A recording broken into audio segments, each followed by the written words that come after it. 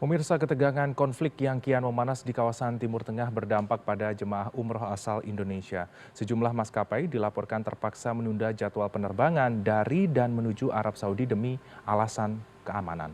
Lantas, bagaimana nasib para jemaah umroh? Untuk membahasnya, kita tergabung dengan Hasan Afandi, Kepala Biro Humas Kementerian Haji dan Umroh.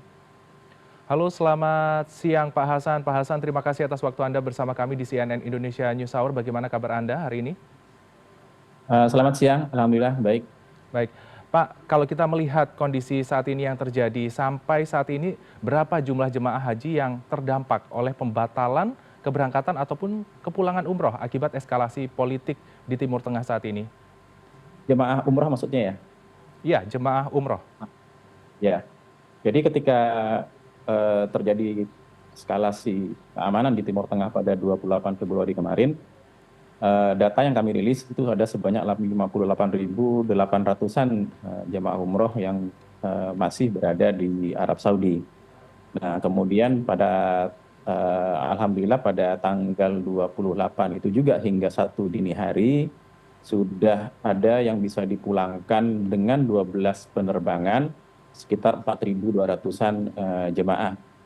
Sebagian besar, seluruhnya penerbangan-penerbangan itu adalah penerbangan yang direct dari Jeddah ke tanah air. Baik. Dan kemarin 1 Maret ada juga yang sudah dipulangkan sebanyak 2.047 jemaah umroh dengan menggunakan 5 penerbangan. Jadi karena penerbangan direct itu masih dibuka dan masih berjalan, jemaah-jemaah yang sekarang ada di Saudi sudah mulai dipulangkan gitu.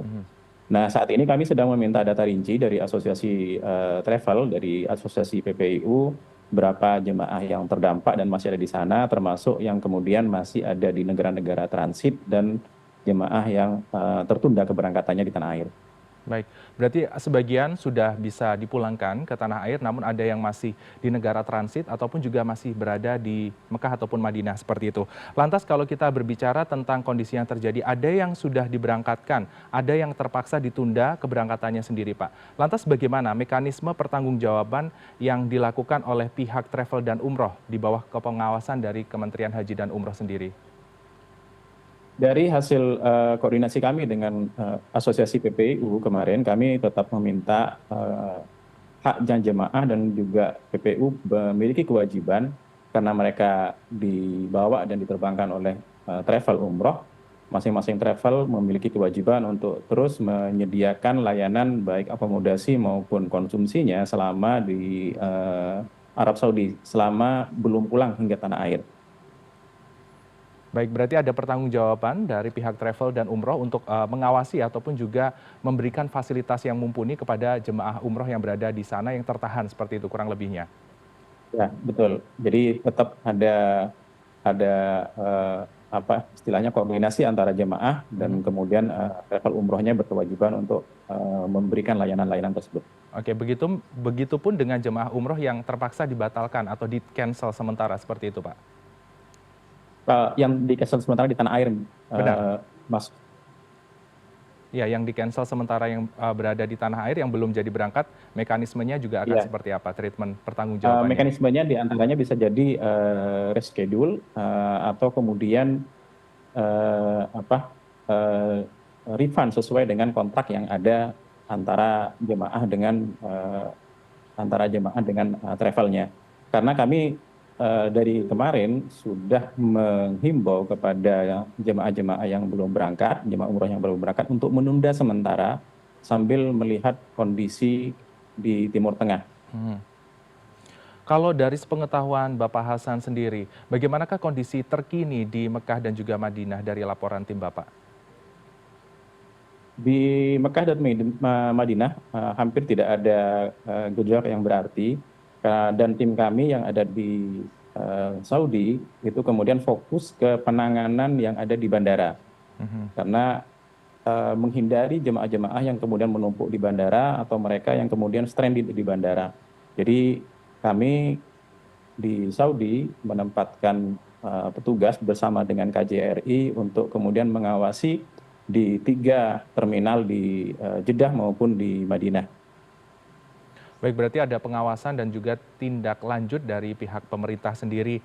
Dan kalau kita berbicara tentang pembatalan jemaah umroh ini sendiri, Pak, lantas kira-kira tentunya akan berpengaruh atau berdampak pada finansial, khususnya pada travel. Lantas apa yang akan dilakukan dari pihak Kementerian Haji dan Umroh melihat mekanisme ataupun juga gejolak yang terjadi secara segi finansial sendiri bagi travel dan umroh? Antisipasinya apa saja yang dilakukan? Kami sedang meminta informasi detailnya tentang hal ini kepada masing-masing travel karena setahu kami perjanjian antara jemaah dengan travel juga dengan partner di Arab Saudinya juga masing-masing memiliki perjanjian yang berbeda-beda gitu. Nah, kami ingin memastikan yang penting bagi kami, bagi Kementerian Haji adalah memastikan bahwa jemaah tidak terlantar selama di Arab Saudi dan kemudian menjadi kewajiban travel untuk memulangkan mereka hingga ke tanah air. Baik Pak Hasan, mungkin terakhir dari kami yang ingin kami ketahui untuk ibadah haji ke depannya, ini kurang beberapa bulan lagi Pak Hasan. Lantas kira-kira bagaimanakah apabila kita melihat kondisi di Timur Tengah, konflik yang terjadi, bagaimanakah langkah yang dilakukan oleh pemerintah Indonesia dalam kesiapan haji ke depan? Apakah tetap dilaksanakan atau bagaimana ini nanti teknisnya? Hingga saat ini persiapan haji sudah dilakukan hitungan kami di angka 95%. Kami sudah menyelesaikan untuk kontrak akomodasi, transportasi maupun konsumsi serta penerbangannya serta layanan-layanan lainnya.